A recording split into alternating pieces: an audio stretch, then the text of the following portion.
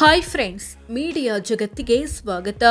Friends, Jammu ಕಾಶ್ಮೀರದ ಪಹಲ್ಗಾಮ್ ಉಗ್ರ ದಾಳಿಯಲ್ಲಿ ಮೃತಪಟ್ಟ 26 ಜನರದ್ದು ಒಂದೊಂದು ಕಥೆ.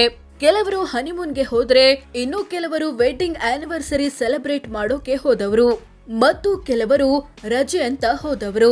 ಹಾಗಿದ್ರೆ ಯಾರು ಯಾವ ಉದ್ದೇಶಕ್ಕೆ ಹೋಗಿದ್ರು, ಅವರ ಜೊತೆ ಉಗ್ರರು ಏನೆಲ್ಲ ಮಾಡಿದ್ರು, ಆಮೇಲೆ ಏನಾಯ್ತು ಅನ್ನೋದನ್ನ ಈ ವಿಡಿಯೋದಲ್ಲಿ ತೋರಿಸ್ತೀವಿ, ಕೊನೆವರೆಗೂ ನೋಡಿ. ವಿನಯ್ ನರ್ವಾಲ್, ಹರಿಯಾಣ ಭಾರತೀಯ ನೌಕಾಪಡೆ ಅಧಿಕಾರಿಯಾಗಿದ್ದ ಇವರು ವಾರದ ಹಿಂದಷ್ಟೇ ಮದುವೆಯಾಗಿದ್ರು. ಹನಿಮೂನ್ಗೆ ಸ್ವಿಟ್ಜರ್ಲ್ಯಾಂಡ್ ಹೋಗ್ಬೇಕು ಅನ್ಕೊಂಡಿದ್ರು. ಆದ್ರೆ ರಜೆ ಕಮ್ಮಿ ಇದ್ದಿದ್ರಿಂದ ಕಾಶ್ಮೀರಕ್ಕೆ ಹೋದ್ರು. ಆದ್ರೆ ಅಲ್ಲೇ ಉಗ್ರರ ಗುಂಡಿಗೆ ಬಲಿಯಾಗಬೇಕಾಯ್ತು. ಸಾಕಷ್ಟು ವೈರಲ್ ಆಗಿರೋ ಈ ಫೋಟೋದಲ್ಲಿ ಇರೋದು ಮೃತ ವಿನಯ್ ನರ್ವಾಲ್ ಮತ್ತು ಅವರನ್ನ ಕಳೆದುಕೊಂಡ ಪತ್ನಿ ಹಿಮಾಂಶಿ. ಸುಶೀಲ್ ನಥಾನಿಯಲ್, ಮಧ್ಯಪ್ರದೇಶ. LIC ಬ್ರಾಂಚ್ ಒಂದರ ಮ್ಯಾನೇಜರ್ ಆಗಿದ್ದ ಇವರು ಈಸ್ಟರ್ ಹಿನ್ನೆಲೆ ಪತ್ನಿ, ಮಗಳು ಮತ್ತು ಮಗನ ಜೊತೆ ಪಹಲ್ಗಾಮ್ ಹೋಗಿದ್ರು.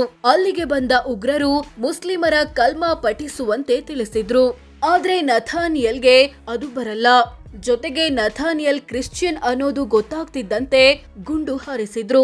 ಈ ವೇಳೆ ಅಪ್ಪನ ರಕ್ಷಣೆಗೆ ಮಗಳು ಮುಂದಾದಾಗ ಆಕೆಯ ಮೇಲೂ ಗುಂಡು ಹಾರಿಸಿದ್ದಾರೆ. ಮಂಜುನಾಥ್ ರಾವ್, ಕರ್ನಾಟಕ.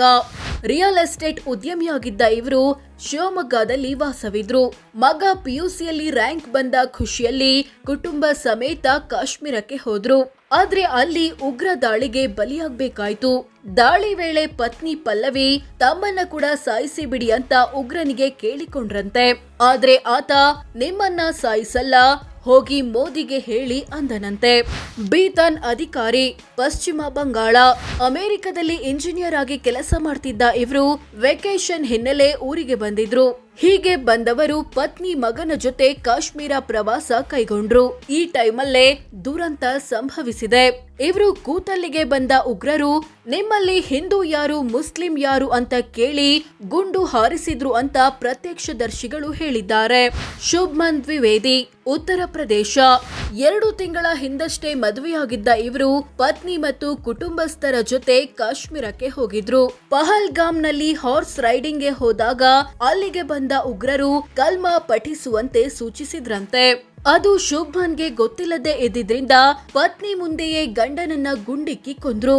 ಬಳಿಕ ನಿನ್ನ ಗಂಡನಿಗೆ ಏನು ಮಾಡಿದ್ವಿ ಅನ್ನೋದನ್ನ ಸರ್ಕಾರಕ್ಕೆ ಹೇಳು ಅಂತ ಹೊರಟು ಹೋದ್ರು. ಸೈಯದ್ ಆದಿಲ್ ಹುಸೇನ್ ಶಾ, ಜಮ್ಮು ಕಾಶ್ಮೀರ.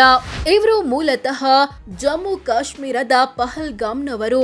ಇಲ್ಲಿಗೆ ಬರುವ ಪ್ರವಾಸಿಗರನ್ನ ಕುದುರೆ ಸವಾರಿ ಮಾಡಿಸೋದು ಇವರ ಕಾಯಕ. ಉಗ್ರ ದಾಳಿ ನಡೆದಾಗ ಉಗ್ರರನ್ನ ತಡೆಯಲು ಮತ್ತು ಅವರಿಂದ ಬಂದೂಕುಗಳನ್ನ ಕಿತ್ತುಕೊಳ್ಳಲು ಸೈಯದ್ ಆದಿಲ್ ಪ್ರಯತ್ನಿಸಿದ್ದ ಎನ್ನಲಾಗುತ್ತೆ. ಇದೇ ಕಾರಣಕ್ಕೆ ಉಗ್ರರು ಈತನ ಮೇಲೂ ಗುಂಡು ಹಾರಿಸಿಬಿಟ್ರು. ಮನೀಶ್ ರಂಜನ್, ಪಶ್ಚಿಮ ಬಂಗಾಳ. ಗುಪ್ತಚರ ಇಲಾಖೆಯ ಅಧಿಕಾರಿಯಾಗಿ ಹೈದರಾಬಾದ್ನಲ್ಲಿ ಕೆಲಸ ಮಾಡ್ತಿದ್ದ ಇವರು ರಜೆ ಹಿನ್ನೆಲೆ ಹೆಂಡತಿ ಮತ್ತು ಮಕ್ಕಳ ಜೊತೆ ಕಾಶ್ಮೀರ ಪ್ರವಾಸ ಕೈಗೊಂಡಿದ್ರು. ಹೀಗಿರುವಾಗ್ಲೇ ದುರಂತ ಸಂಭವಿಸಿದೆ. ದಿನೇಶ್ ಮಿರಾನಿಯಾ, ಛತ್ತೀಸ್ಗಢ. ಉದ್ಯಮಿಯಾಗಿರೋ ಇವರು ಮದ್ವೆ ವಾರ್ಷಿಕೋತ್ಸವ ಹಿನ್ನೆಲೆ ಪತ್ನಿ ಮತ್ತು 2 ಮಕ್ಕಳ ಜೊತೆ ಕಾಶ್ಮೀರ ಪ್ರವಾಸ ಕೈಗೊಂಡಿದ್ರು. ಆನಿವರ್ಸರಿ ದಿನವೇ ಉಗ್ರ ದಾಳಿ ನಡೆಯಿತು. ಭರತ್ ಭೂಷಣ್, ಕರ್ನಾಟಕ. ಇಂಜಿನಿಯರ್ ಕಮ್ ಉದ್ಯಮಿಯಾಗಿದ್ದ ಇವರು ಹಾವೇರಿ ಜಿಲ್ಲೆ ರಾಣೆಬೆನ್ನೂರು ಮೂಲದವರು. ಕೆಲಸ ಮಾಡ್ತಿದ್ದು ಬೆಂಗಳೂರಲ್ಲಿ. ಇಂಥ ಭರತ್ ಭೂಷಣ್ ರಜೆ ಹಿನ್ನೆಲೆ ಹೆಂಡತಿ ಸುಜಾತ ಮತ್ತು 3 ವರ್ಷದ ಮಗು ಜೊತೆ ಕಾಶ್ಮೀರಕ್ಕೆ ಹೋಗಿದ್ರು. ಆಗಲೇ ಉಗ್ರರ ಗುಂಡಿಗೆ ಬಲಿಯಾದ್ರು. ಪ್ರಶಾಂತ್ ಸತ್ಪತಿ, ಒಡಿಶಾ. ಅಕೌಂಟೆಂಟ್ ಆಗಿದ್ದ ಇವರು ವೆಕೇಶನ್ ಹಿನ್ನೆಲೆ ಪತ್ನಿ ಮತ್ತು ಮಗನ ಜೊತೆ ಕಾಶ್ಮೀರ ಪ್ರವಾಸ ಕೈಗೊಂಡಿದ್ರು. ಪಹಲ್ಗಾಮ್ನಲ್ಲಿ ರೋಪೇ ಮುಗಿಸಿ ಕೆಳಗೆ ಇಳಿವಾಗಲೇ ಇವರ ತಲೆಗೆ ಗುಂಡು ತಗುಲಿ ಕೊನೆಯುಸಿರೆಳೆದ್ರು. ಶೈಲೇಶ್ ಕಲಾಥಿಯಾ, ಗುಜರಾತ್. ಮೂಲತಃ ಗುಜರಾತ್ನವರಾದ ಇವರು ಕೆಲಸದ ನಿಮಿತ್ತ ವಾಸ ಇದ್ದಿದ್ದು ಮುಂಬೈನಲ್ಲಿ. ರಜೆ ಹಿನ್ನೆಲೆ ಪತ್ನಿ ಮತ್ತು 2 ಮಕ್ಕಳ ಜೊತೆ ಕಾಶ್ಮೀರಕ್ಕೆ ಹೋಗಿದ್ದಾಗ ದುರಂತ ಸಂಭವಿಸಿದೆ.